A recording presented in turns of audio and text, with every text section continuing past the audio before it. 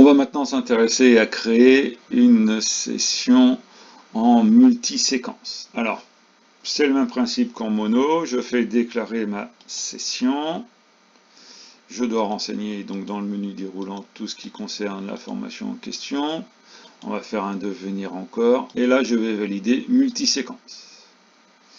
Une fois que j'ai validé multi-séquence, ici, on me dit, bah, tiens, je voudrais marquer mon nombre de séquences, mais je ne peux pas. Ce nombre ici va s'afficher quand je vais ici créer mes séquences.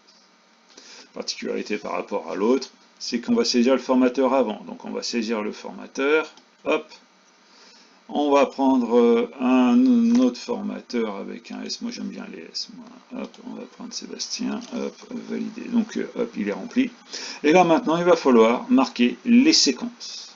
Donc là, les séquences, c'est pas dur, je vais créer ma première séquence, d'accord, je fais ajouter, je tape la date du début de la séquence, donc on va la mettre le 6, la date de fin de cette séquence, eh ben on va la mettre en fin le 6, on va marquer les horaires, donc là je peux faire 9h, et après l'heure de fin, donc 12h30, c'est-à-dire que je vais faire que la matinée.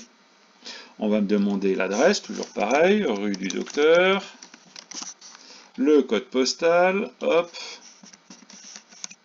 la commune, ça ne change pas, hop, et là je fais donc mettre à jour, clac.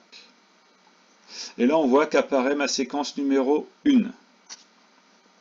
J'ajoute ma deuxième séquence, ajouter, ma deuxième séquence, eh ben, on va dire qu'elle va être le 7, date de fin 7, heure de début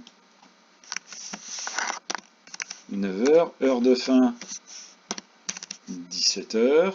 L'adresse, ça peut être la même ou ça peut être une différente, hein. Toujours pareil, code postal et ma ville derrière qui va bien, et je fais mettre à jour. J'ai donc créé deux séquences. Il m'en faut, là j'en ai créé que deux, je rappelle que la formation doit faire 14h, là je suis qu'à 10h30, donc il me manque une séquence. Donc j'ajoute ma dernière séquence. Ma dernière séquence, on peut la faire le 9. Voilà, rien ne m'interdit de faire des formations le dimanche. Hein. Hop, heure de début, donc ben on va la commencer celle-là à 13h30. N'oubliez pas de mettre les deux petits points. Hein. Et la fin donc à 17h. Le lieu de la formation, rue du Veto. D'accord, parce qu'on ne peut pas avoir la même salle que d'habitude. Le code postal, ce sera donc dans une autre commune. C'est des choses qui peuvent arriver, effectivement, si on occupe. Et on sera à Rochefort, voilà, et on va faire mettre à jour. Là, on voit bien que j'ai créé donc 3 séquences, avec les adresses, etc. À partir de là, j'ai créé toutes mes séquences. Mon stage va pouvoir avoir lieu. J'oublie pas de faire enregistrer. Quand je vais faire enregistrer, il va donc valider mes dates. Je fais enregistrer. Là, on voit qu'ici, il m'a complété qu'il y avait bien 3 séquences, d'accord?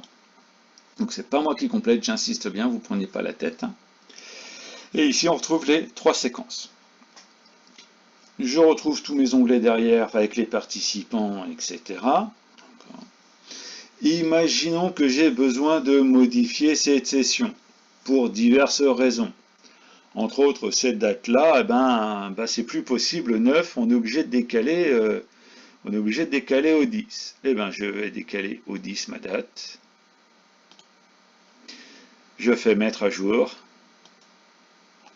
Il me l'a décalé au 10. J'oublie pas de faire enregistrer. Et voilà, donc c'est bien marqué au 10 pour la date. Alors, quand je vais sur historique session, l'intérêt c'est ça, c'est que ça va me donner toutes les infos des modifications sur la session. Qui a fait quand, quoi et à quelle heure. Donc voilà, là si je fais donc retour, hop, je vais avoir les deux sessions que j'ai créées, donc une qui commence le 6, qui se termine le 10, on me dit qu'elle est en multiséquence, et une ici qui est en monoséquence, que j'avais créée tout à l'heure. Cela évite le problème avec les chevauchements de formateurs.